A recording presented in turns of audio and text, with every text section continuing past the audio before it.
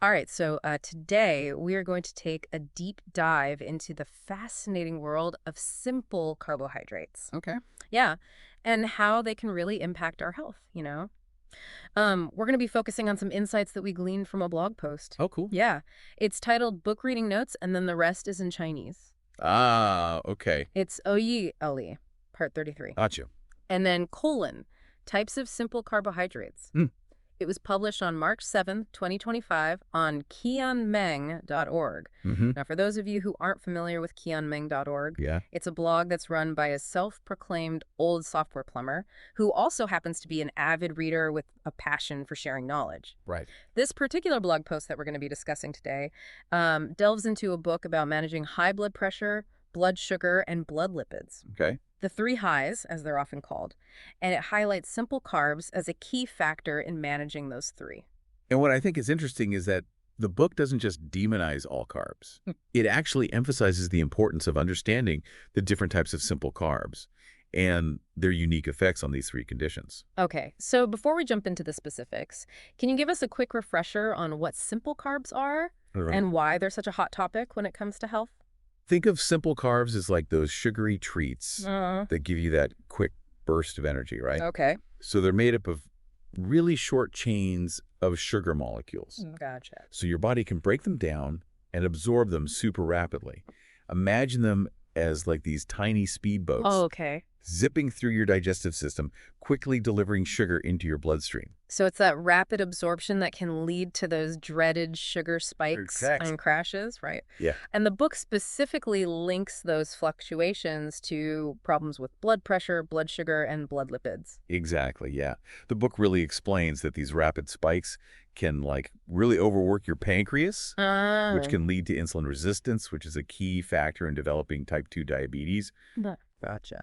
It also discusses how that excess sugar in your bloodstream can contribute to inflammation, which plays a role in high blood pressure and heart disease. Oh, wow. And then there's the impact on blood lipids, too. Uh, Those are the fats in your blood. Excess sugar can lead to an increase in triglycerides, raising your risk of heart problems. wow. So it's not just about weight management. Right? Simple carbs can have a ripple effect Yeah. on multiple aspects of our health. The blog post mentions that the book breaks down simple carbs into two main categories, Uh-huh. monosaccharides and disaccharides. Right. And it even uses like an AI-generated table to illustrate them. Okay. Can we unpack those a bit? Absolutely.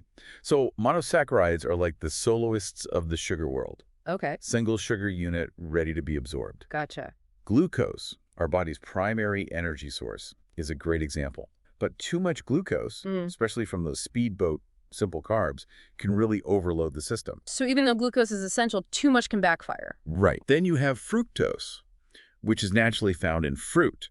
The book points out that fructose is metabolized differently than glucose, primarily by the liver. Uh-huh. And while fruit itself is packed with nutrients and fiber, which slows down absorption, overdoing it on fructose, Mm. especially from like added sugars and processed foods, can overwhelm the liver and lead to things like fatty liver disease. It's a good reminder that the source of the sugar and the overall context of the food are just as important as the type of sugar itself. Absolutely. And then Okay. we have the disaccharides, the dynamic duos, Uh-huh. two sugar units linked together. Okay. Sucrose, also known as table sugar, is a prime example. Right. It's a combination of glucose and fructose, Gotcha. and it's ubiquitous in our modern diet. Yeah, it's everywhere. Mhm. The book doesn't mince words about the potential downsides of too much sucrose, does it? Not really. Okay. It directly links excess sucrose intake to a higher risk of weight gain, type 2 diabetes, heart disease, and even certain types of cancer. It suggests that while some simple carbs are naturally present in nutritious foods like fruits and veggies,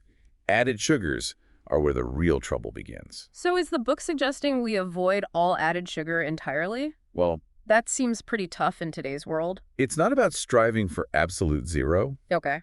The book really emphasizes moderation and making informed choices. Right. It even provides specific guidelines, Okay. suggesting we aim to keep added sugar intake to around 5% of our total daily calories. Okay. For the average adult, that translates to about 30 grams, or roughly 7 sugar cubes. 7 sugar cubes. That's a pretty powerful visual, isn't it? It really puts things into perspective. And the blog author actually shared a personal anecdote about how that visualization helped them cut back on sugary drinks. They realized that one soda could easily contain their entire day's worth of added sugar. Wow. I'm starting to see why this blog post got so much attention. Yeah. It's not just reciting facts, it's bringing the information to life with real-world examples Right. and relatable experiences. But before we get too caught up in the avoid added sugar mantra, I'm curious. Yeah. Doesn't the book acknowledge that there are different types of simple carbohydrates? Yes. Some healthier than others. That's a great point. And yes, the book does dive into that nuance. Okay. It's not just about demonizing all simple carbs. Right. Let's explore those distinctions further in part 2 of our deep dive. So we've established that not all simple carbs are created equal. Right. Some come packaged with fiber, vitamins, and minerals, while others are just empty calories. What I found really interesting in the blog post was this idea that the source of the simple carb can dramatically impact how our body processes it. It's all about the company they keep, right? Yeah. Those naturally occurring sugars in fruits and dairy come with like a built-in entourage of nutrients Okay. that help slow down that sugar absorption. Think of it as like a buffer Okay. that prevents those rapid spikes we talked about earlier. The blog post used a great analogy, comparing fiber to a sponge that soaks up the sugar in the digestive system, Oh, yeah. preventing it from flooding the bloodstream all at once. That's a great way to visualize it. The book even mentions a study Oh, okay. where participants who ate a whole orange experienced a much smaller blood sugar spike compared to those who drank like a glass of orange juice with the same amount of sugar. That's fascinating. So even though the sugar content is technically the same, Right. the presence of fiber in the whole orange changes the game completely. Exactly. And it's not just fiber that plays a role. Oh, okay. The book also talks about the importance of protein and fat in moderating the impact of simple carbs as well. So combining a piece of fruit with like some Greek yogurt or a handful of nuts could be a smarter choice than just eating the fruit on its own. Precisely. Okay. The protein and the fat help slow down digestion, Uh-huh. and they create like a more gradual release of sugar into the bloodstream. Okay. This is particularly helpful for managing blood sugar levels, which is crucial for people with diabetes or those at risk of developing the condition. The book actually gives a specific example, doesn't it? Yes. Something about adding a tablespoon of almond butter to a banana helping to stabilize blood sugar levels compared to just eating the banana alone. Yes.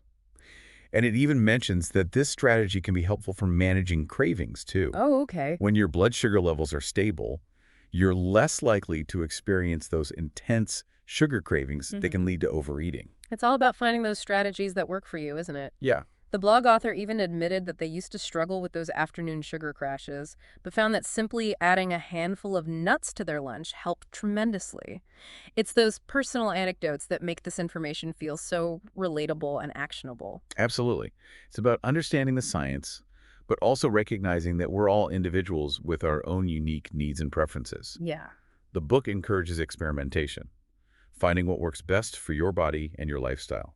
But before we move on to those practical tips, I want to touch on something that's been bugging me. Okay. We've been talking about the downsides of added sugar, Uh-huh. but the blog post mentions that even some experts disagree with that blanket 5% guideline. Right. What are their arguments? That's a valid question, Yeah. and the book does acknowledge that. Oh, Some experts believe that the focus on added sugar is too simplistic, okay. and that we should be paying more attention to the overall quality of our diet Gotcha. rather than hyper-focusing on one single nutrient. So it's not just about counting grams of sugar. Right. It's about looking at the bigger picture. Yeah. The types of foods we're eating, the balance of nutrients, and how those foods make us feel. Exactly. The book advocates for a more holistic approach to nutrition, Okay. one that emphasizes whole, unprocessed foods while still allowing for some flexibility and enjoyment. It's about finding a sustainable way of eating that supports both your physical and mental well-being. This is where I sometimes struggle. I know all the rules, but I still have a sweet tooth. Yeah. The book mentions a few strategies for managing those sugar cravings, right? Yes. It emphasizes that willpower alone isn't enough, Right. and it provides tips for retraining your taste buds, focusing on mindful eating, and finding healthy ways to satisfy those sweet cravings. Maybe those are exactly the types of practical strategies our listeners need to hear. Yeah. Let's dive into those in part 3, shall we? All right, so we've covered the science, the nuances, and even the potential downsides of simple carbs. Now let's get practical. Okay. If someone is listening to this thinking, okay, I get it, but How do I actually make this work in my life? Where would you point them? What are some tangible takeaways from the book and the blog posts? Well, one strategy that the book highlights is what it calls the swap. Okay. Essentially, it's about making simple substitutions to lower your simple carb intake without feeling deprived. I love that. It's not about cutting out everything enjoyable, it's about making smarter choices. Do you have any examples from the book that kind of illustrate this swap idea? Absolutely.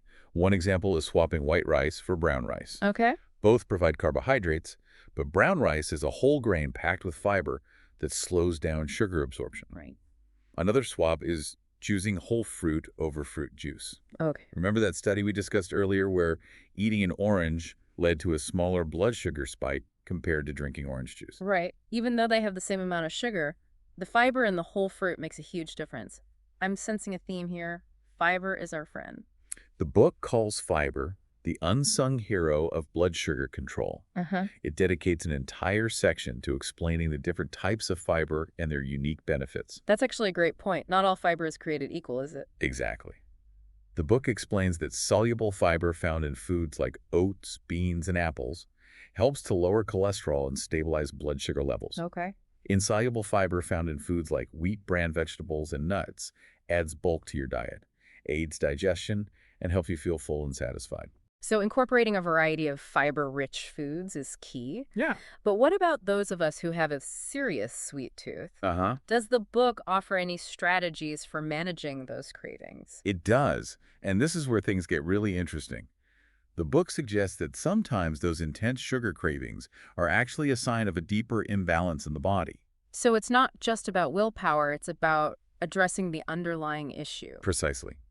The book encourages exploring strategies like getting enough sleep, managing stress levels, and staying properly hydrated. It even suggests experimenting with mineral supplements, Oh, wow. as deficiencies in certain minerals like magnesium can sometimes manifest as intense sugar cravings. I never thought about sugar cravings being linked to mineral deficiencies. That's a whole new perspective. It's fascinating, isn't it? The book also dives into the psychology of food cravings, Okay. explaining how habits, emotions, and even social cues can trigger those urges to reach for something sweet. So it's not just about the food itself, it's about understanding the context of our cravings. Exactly. And once you start to understand those triggers, you can develop strategies to navigate them more effectively. Okay. The book offers like a whole toolbox of techniques, Mm-hmm. from mindful eating practices to finding healthy substitutes that satisfy your sweet tooth without sending your blood sugar on a roller coaster ride. I love that the book doesn't just present a set of rules. It empowers readers with a range of options to personalize their approach. Yeah. But beyond those practical strategies, is there a larger takeaway, a big picture message that the book leaves readers with? I think the most powerful message is this. It's not about perfection, it's about progress. Huh?